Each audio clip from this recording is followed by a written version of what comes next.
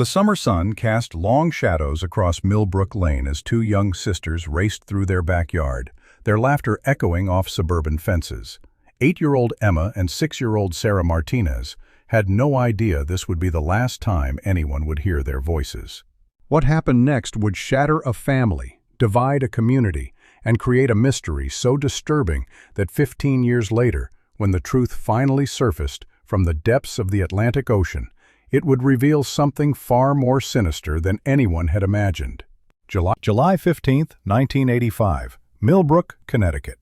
A town where children still played outside until streetlights flickered on, where neighbors knew each other's names, and where evil was something that happened to other people, in other places. Maria Martinez watched from her kitchen window as her daughters built sandcastles in their backyard sandbox. The afternoon heat shimmered off the pavement as she turned away to answer the phone, a decision that would haunt her for the rest of her life. The call lasted exactly 4 minutes and 37 seconds. When Maria returned to the window, the sandbox was empty.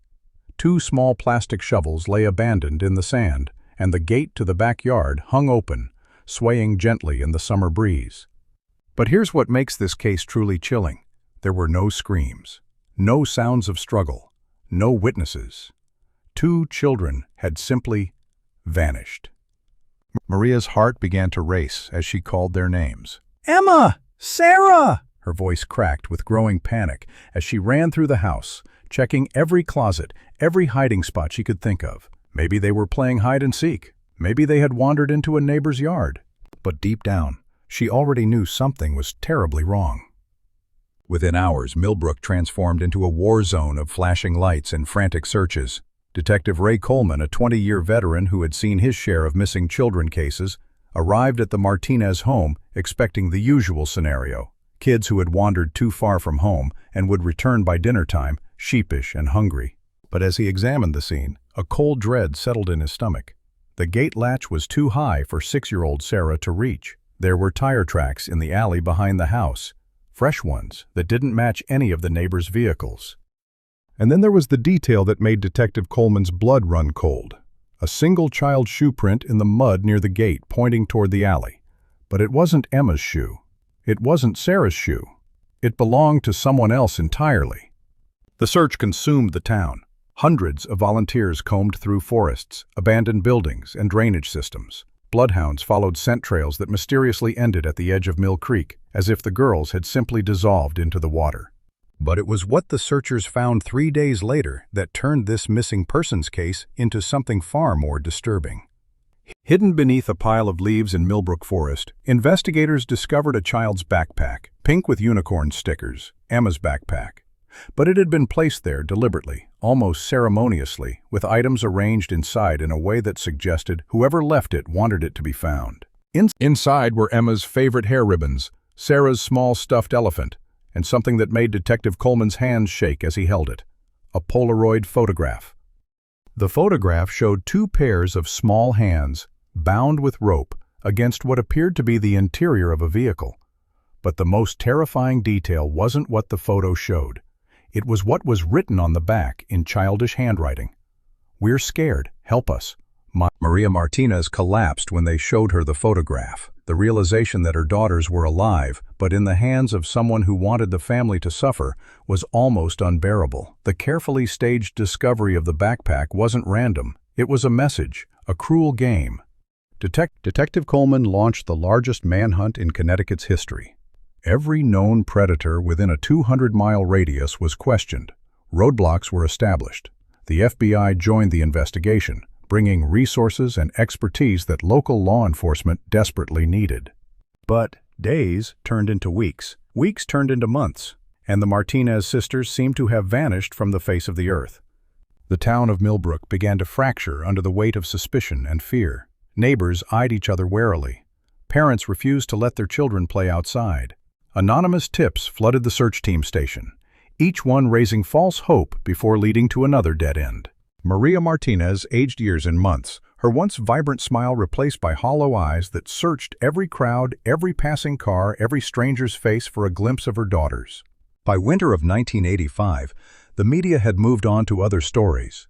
The search teams dwindled. The FBI reduced their presence, but Detective Coleman refused to give up. He kept the case files on his desk, reviewing every detail, following every lead, no matter how small. Years passed. The missing persons posters faded and peeled from telephone poles. Emma would have been 13. Sarah would have been 11. But Maria Martinez still set 2 extra places at the dinner table every night, just in case. March 3, 2000. Captain Pete Hendricks had been fishing the Atlantic waters off the Connecticut coast for 30 years. He thought he'd seen everything the ocean could surrender. Old anchors, waterlogged furniture, the occasional piece of wreckage from long-forgotten shipwrecks. But as his nets broke the surface that gray morning, something caught his eye that would reignite a case everyone thought was closed forever. Tangled in the heavy fishing nets was what appeared to be a child's suitcase. Small, pink, and remarkably well-preserved despite years underwater. Captain Hendricks had children of his own. Something about the sight of that tiny suitcase floating among the fish made his chest tighten with dread. Against his crew's advice to throw it back, he pulled the suitcase aboard. Inside were clothes that had been vacuum-sealed in plastic bags, a preservation technique that had kept them intact beneath the waves. 2 sets of children's clothing, size 8 and size 6. A small photo album with pictures of 2 young girls playing in a backyard sandbox. And attached to the inside of the suitcase lid was a laminated note that would break open the cold case that had haunted Connecticut for 15 years. "I'm sorry, I couldn't live with what I did. Look for the blue house on Riverside Drive, basement. They deserve better. MK." Within hours, search teams surrounded 47 Riverside Drive, a house that had been abandoned for over a decade. The basement revealed a makeshift room with children's furniture, toys, and evidence of long-term captivity. But most importantly, they found 2 small graves in the backyard, carefully marked with wooden crosses bearing the names Emma and Sarah. The initials MK led investigators to Martin Kellerman, a drifter who had lived in Millbrook briefly in 1985 before disappearing. He had died by suicide in 1987, but not before confessing his crimes in the note found with the suitcase. A final act of conscience that took 13 years to surface. DNA evidence confirmed what Maria Martinez had known in her heart for 15 years. Her daughters had been found. On a sunny day in May 2000, Emma and Sarah Martinez were finally laid to rest in Millbrook Cemetery. The entire town attended the funeral, a community coming together to heal from a wound that had never properly closed. Maria Martinez, now 54 years old, stood at their graves and whispered the words she had practiced for 15 years.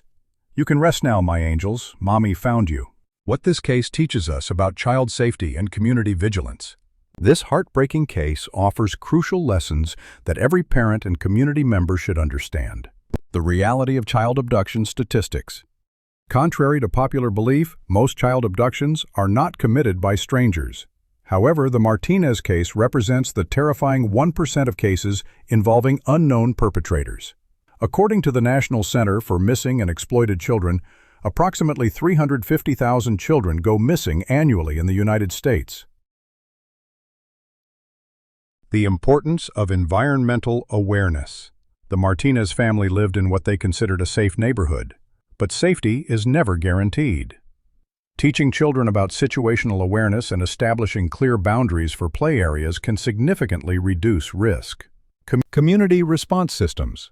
Millbrook's rapid mobilization demonstrated how communities can unite in crisis. Modern Amber Alert systems, which didn't exist in 1985, now provide crucial early warning networks that have saved countless lives. The evolution of investigative techniques. Detective Coleman's persistence highlights how cold cases can benefit from advances in forensic science. DNA analysis, digital databases, and improved interagency communication have revolutionized missing persons investigations. Psychological impact on families. Maria Martinez's 15-year vigil illustrates the unique trauma experienced by families of missing children, the inability to grieve properly while maintaining hope. Support systems and counseling resources are crucial for these families. The role of physical evidence. The ocean's preservation of crucial evidence 15 years later demonstrates how environmental factors can unexpectedly assist in solving cold cases. Modern evidence storage and analysis techniques continue to improve resolution rates. Digital age improvements.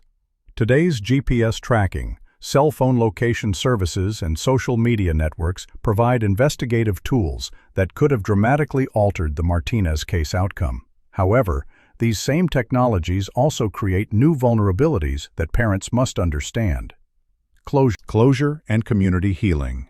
The eventual resolution of the Martinez case shows how proper closure, even tragic closure, allows communities and families to begin genuine healing processes that remain impossible when cases stay forever open.